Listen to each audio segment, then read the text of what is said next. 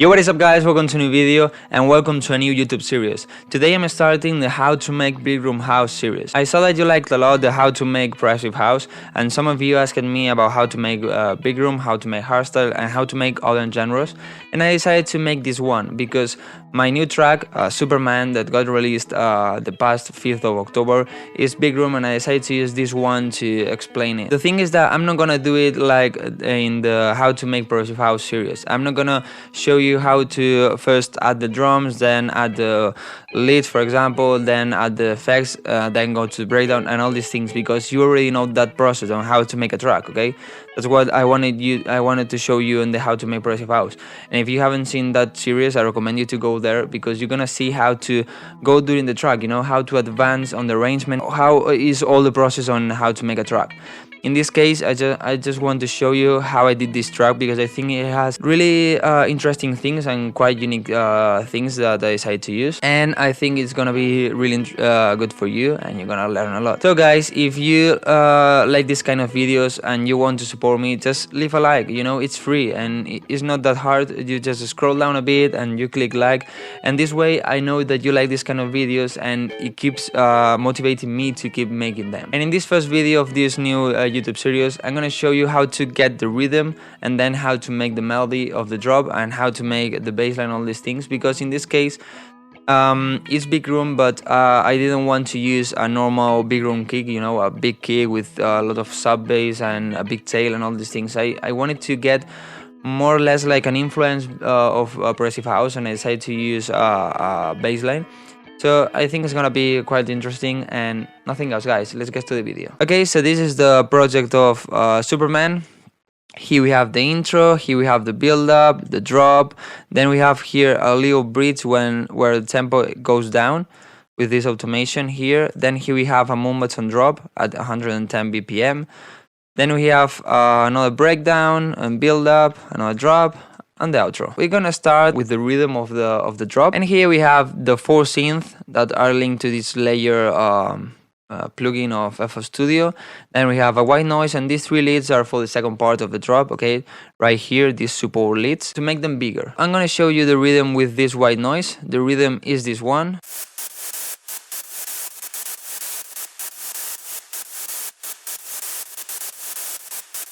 Okay, so as you can see is the first bar and the third bar are the same, and the second one and the fourth one are the same.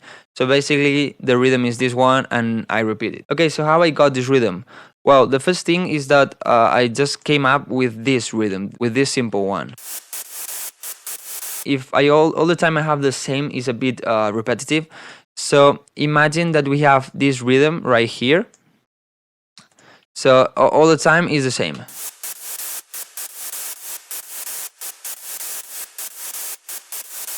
Is being a bit bored. So what I decided to do is just add some notes between the notes I already have to make it a bit different and make it faster or more groovier, or the things I want. So if we put a note here and then another note here, we have a different rhythm, just a tiny bit. Okay, but I decided to also change the first note to don't be all the time the same, you know.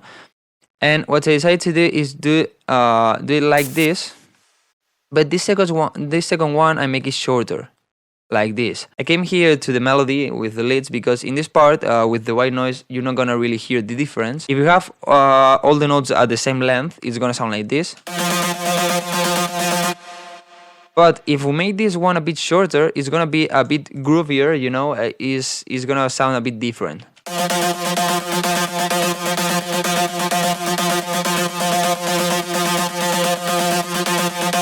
Can you see the difference? So that's what I did here with the rhythm, and then on the 4 bar it's exactly the same. So now if we go into the main melody, I'm gonna play first so you know how the melody is if you didn't check the track, but check the track.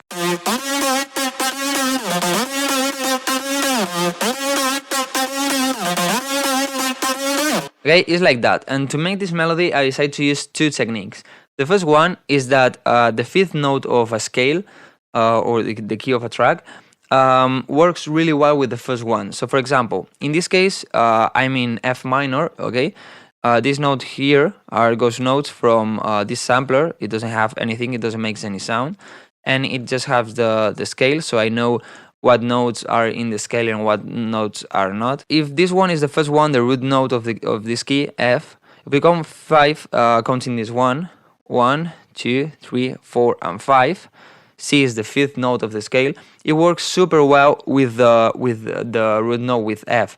Okay, and it creates like more emotional melody, you know. So for example, if we put all the notes in C, it's gonna sound like this. Okay, but if, for example, if we put it in A sharp, that is the 4th of the key, it doesn't sound that good, you know. And also with the 3rd.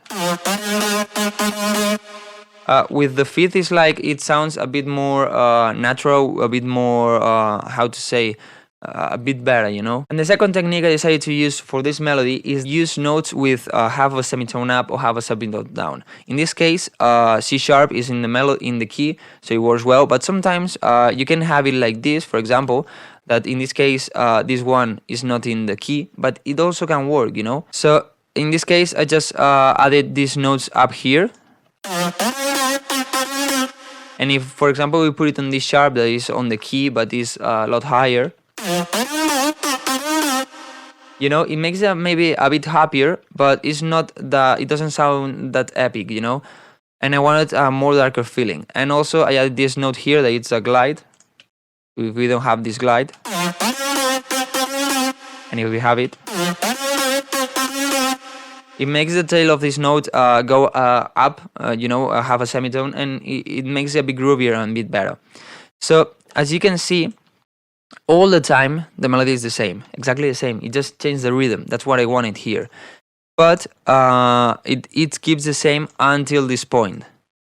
In this case, what I decided to do is go, the first note is always in F, you know, F, F, F, and F. And then here what I decided to do is go down to C sharp in 2 bars, and then it goes up to D sharp. If we mute all these notes, it's gonna sound like this.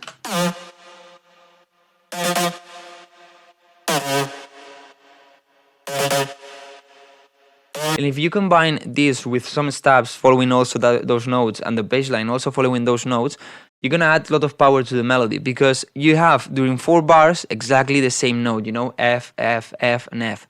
And then when you go down here, it's a really big change, and it creates a lot of tension to the track, and it makes it sound a lot powerful. And at this part, what I decided to do is just is exactly the same, you know, this melody up here, instead of this note that it should be here. But I decided to put it upper on D sharp. Just that little change make it sound different, you know. So as you can see, I didn't really work on the melody itself, you know. I worked more on the rhythm, and the melody is more or less all the time the same, but it changed the rhythm, and here it changes the note, and here also the note. So I wanted to make more like a groovier bigroom, you know, and not taking care of the melody. Also because I think in bigroom is not that important the melody. You don't really need, or you don't really have to make happy melodies, you know, really complex melodies. More about the rhythm and the feeling it gives. And then talking about the bass line, as I said, is following the first note of the melody. So here we have all the time F, it goes down to C sharp, and then it goes up to D sharp. And well, here I have some notes to make it glide. And these notes, if you look, are one octave higher, and they are the next note of the next bar. For example, in this case, we keep the note in F, so here is on F. But here, as we go down to C sharp, this note is on C sharp, and here we go up to D sharp, so this note is in D sharp, and it sounds like this.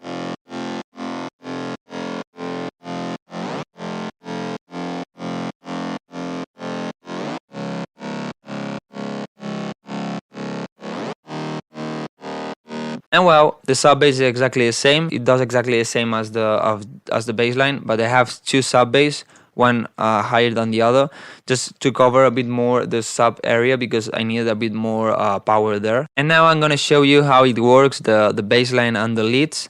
I'm not gonna add any kick, any claps, any stabs, just those things that they show you, so you can see how it's going now.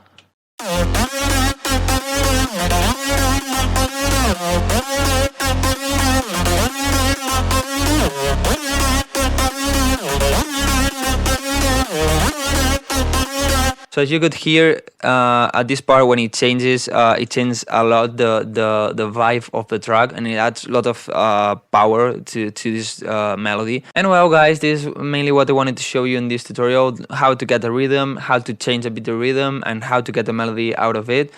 And I recommend you to put now in the comment section down below if you have any question, because in the next tutorial I'm not gonna talk about the melody and the bass line, but maybe if you have a question about it, I can talk about this at the beginning of the video and then go to the topic of the next video, you know. So I recommend you to go down right now and write a question if you have any, or any suggestion if you want to. And guys, nothing else. This is the end of this tutorial. I would like you to, as I said, write a comment if you have any questions or suggestions.